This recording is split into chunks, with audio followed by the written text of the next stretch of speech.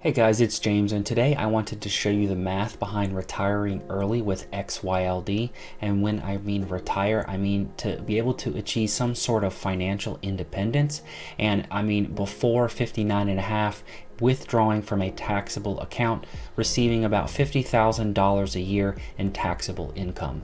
And $50,000 a year is my basis number, as that is about the national average salary in the United States. The purpose of this video is I want to show you how fast you can achieve that $50,000 a year number by flexing on your monthly additions in a spreadsheet that I created. And then I also wanted to see how much your monthly addition would have to be if you wanted to retire with XYLD in about 5 to 10 years. Now, unfortunately, with some of these high yielding covered call ETFs somewhere between 10, 11, and 12% dividend yield, the market price doesn't have too much of an upside.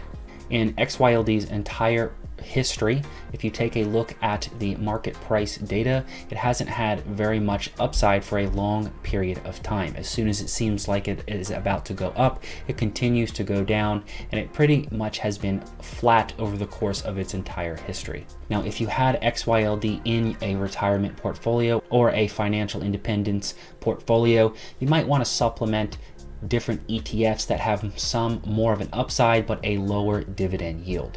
And I also want to show you on another spreadsheet that I have what that would look like if we added two more ETFs to XYLD. What would that overall dividend yield and overall expected cumulative annual growth rate, what would that be? And then to wrap it all up, I want to see what that 3-fund portfolio would look like in the long term as you are enjoying your financial independence once you hit your financial independence number. Okay, here we are over on the spreadsheet, and I have XYLD in our first portfolio, and then I have my retirement portfolio where I'm going to add 2 more income ETFs to be able to subsidize XYLD once we hit our retirement figure of $50,000 a year. But just to simplify this spreadsheet, because I know it can be a little overwhelming once you first look at it, the yellows are our inputs and all of the green are our outputs from all of the inputs. We're going to start right here in column portfolio 1. XYLD is the ETF that we are looking at. It is Global X's S&P 500 covered call ETF. We are going to assume a 10% dividend yield, a little bit more modest of the current dividend yield of 12%. We're going to assume 10%. The expense ratio is 0.60%. We are going to play around with the monthly addition, but for now we'll go ahead and put it at 0.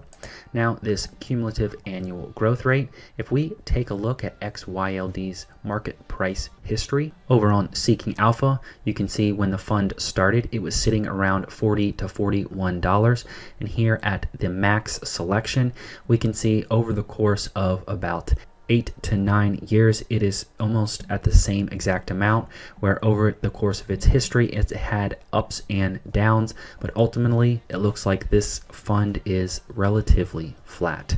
It performs very poorly in market down conditions, and it does fairly decent in market up conditions.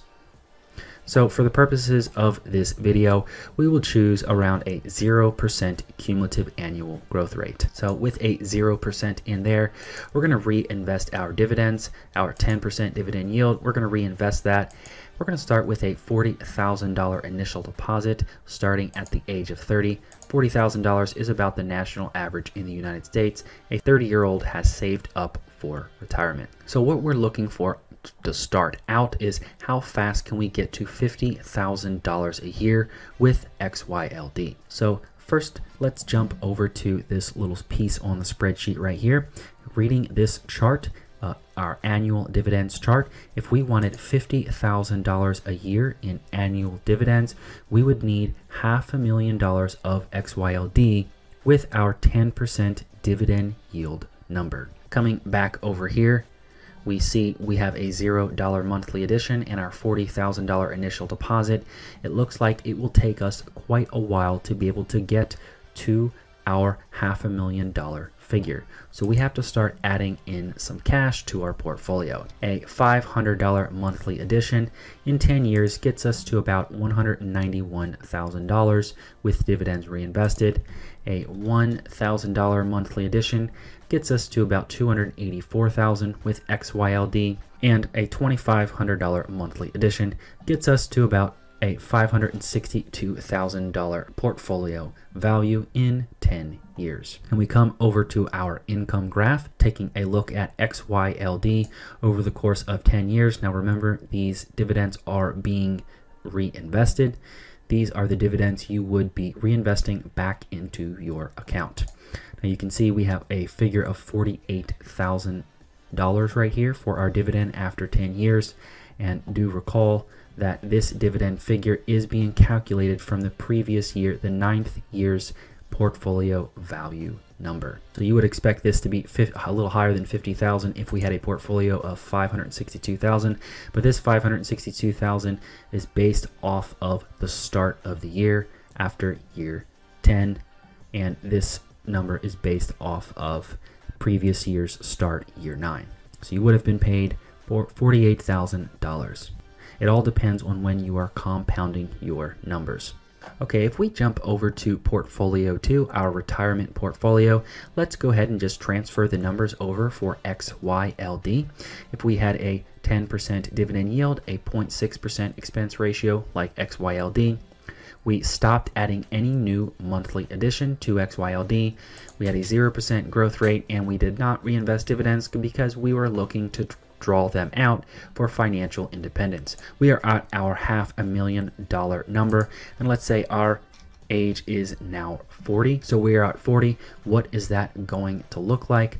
Well, it looks like if we turned 40 at the year of 50, 10 years after 40, our $500,000 would start to depreciate in value because we were withdrawing our dividends, and that expense ratio would slightly start to eat away at your standard of living.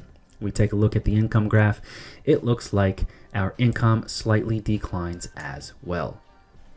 So what would we do to try to make our retirement a little bit more safer with XYLD? I do have another spreadsheet in this workbook where you get to add different ETF stocks, ticker symbols to the spreadsheet in our inputs right here in the white boxes. We get to change the percent holdings, and then what spits out in the bottom here, our totals, is the average portfolio dividend yield, the average expense ratio, and the average portfolio expected growth. Now, I was playing around with VOO, SCHD, and JEPI.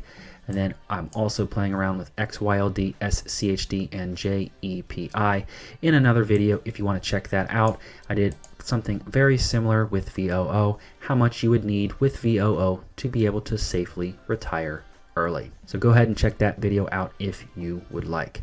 But for today's video, the dividend yield for XYLD, again, we said it was 10%. We are pulling a 5-year CAGR number here, so this automatically populates. We'll go ahead and choose a 5-year CAGR number. So this will slightly pull down XYLD compared to how we chose a 0% XYLD on the other spreadsheet. But with SCHD, we do have a 9.32% 5-year CAGR, and JEPI is about a 0% CAGR. And JEPI has only been around for 2 years, and it is a fairly flat fund as well.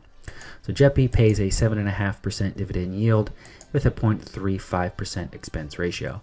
So with about a 1/3% holding of each of these funds, let's see what our retirement portfolio would look like if we subsidized SCHD, JEPI with XYLD. So once we put those numbers in the calculator, you see our $500,000.